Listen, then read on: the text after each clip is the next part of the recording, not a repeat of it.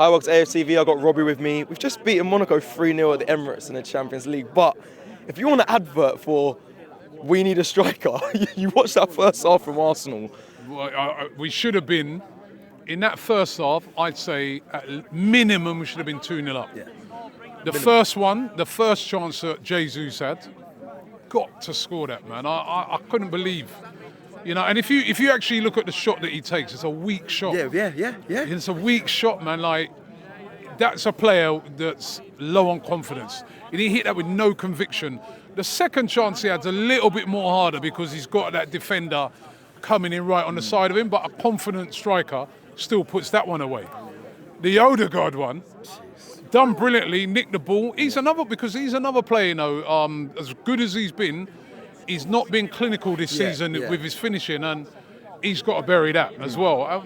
That really should have been free. And then Martinelli, I think that might have been offside, but he still missed it, right? And honestly, I mean, it was a Champions League game, but that was like championship finishing, or worse. Lower than that, worse, like League One finishing. Can you blame it on confidence? I mean, listen, the confidence does so much, especially for strikers. But Jesus, he's been given the go-ahead. You're starting number 9. Like, what more? He's got belief from the manager. I think his confidence is on the floor because, as I said, look again at how he hits that shot.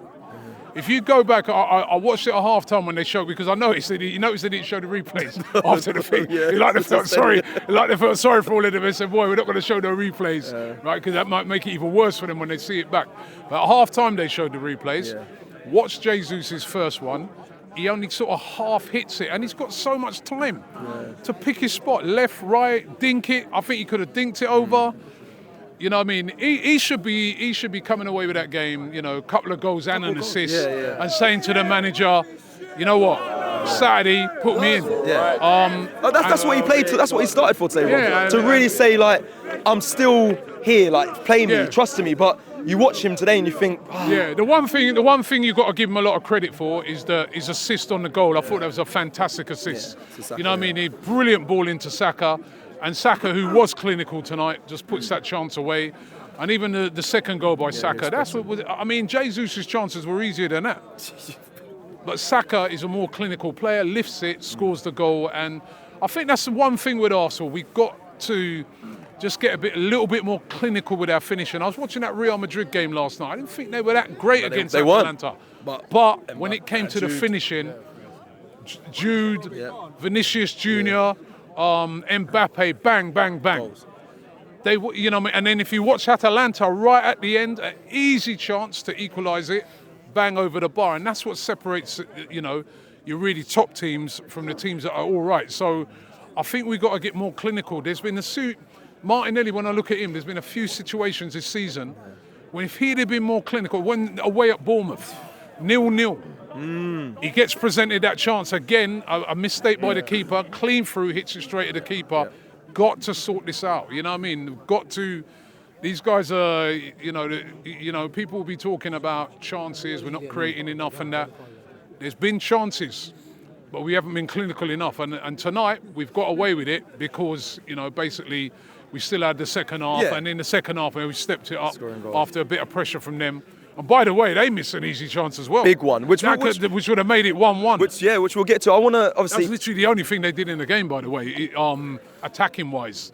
You know, they had a lot of ball around the box, but we defended it very well in the second half. But they had that big chance and they missed that. Well, listen, I saw Zinchenko at half-time in the corridor and he said, they've got to be putting away those chances. When they're going in at full-time, are they happy with the performances? Because...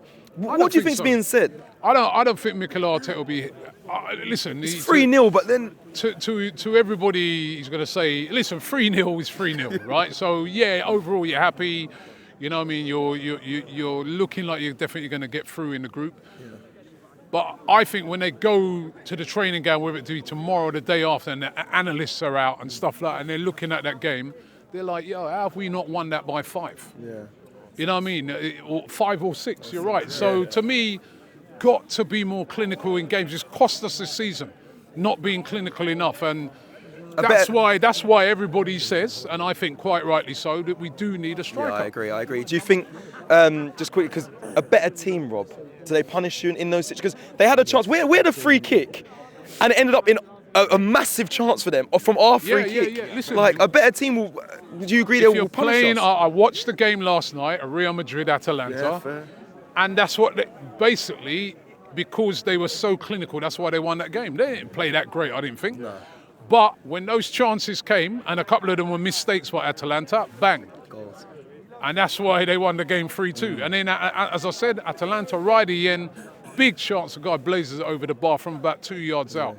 And that is the difference. And that is why, and in tight games especially, that's why sometimes you need that clinical striker. And I am with people when they're saying, go in January and try and find that person. Whether you be able to get a Gorka, is he going to leave Sporting in January? Is he the right man? Could be. Listen, look, his goal scoring record's been brilliant. So, so he could be.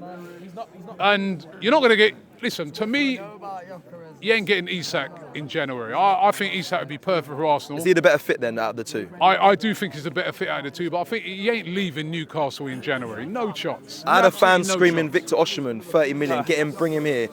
Osimhen, I don't know. I'm not sure because he misses a lot of chances as well. And I think whoever you're getting in has got to be that clinical guy that's going to be here for the next 3 years. And that's why I think Isak, but then, like Zah said, injury record as well. Not great. Do we need another? I mean, look at, again, tonight, lots of injuries. Yeah. You know what I mean? And I thought Lewis Skelly did brilliantly. He was, he made that first goal. You know what I mean? With, forward movement, great, and then Jesus with a great pass. Is he right to be ahead of Tierney, the likes of Zinchenko? Well, I think he showed tonight that he can definitely start games because he was untroubled really in defence. I mean, listen, he weren't tested really defensively. I thought he played really, really well today. Him, and I thought Marino today as well. Yeah, I thought he played really well as well. Those two for me, I liked today. But the strikers, the forward play, apart from obviously Saka, again, that's what makes Saka so good. Yeah. He's clinical. Yeah. And he just does sort of things with so much quality. And that's what Martinelli needs to sort of study and learn off of. But it seems weird that we're moaning a bit because we've won 3-0. But that's the mood though. That's the mood when I came out. Fans like, weren't great, but we won. But that is the mood right now. It's not even like we won 1-0, we've won 3-0. Yeah. So it's weird that we're moaning. But it's just Is it right though? Standards for the people, fans. Yeah, they got that. There's higher standards. We want to see our team go all the way in this competition. Yes, we won the game, but it wasn't glamorous. I think what you say there is spot on. Is standards. Yeah. And you're playing for Arsenal Football Club. The standards are high, and so that's why we're sort of having a bit of a whinge about it. But it's a win. It's 3-0.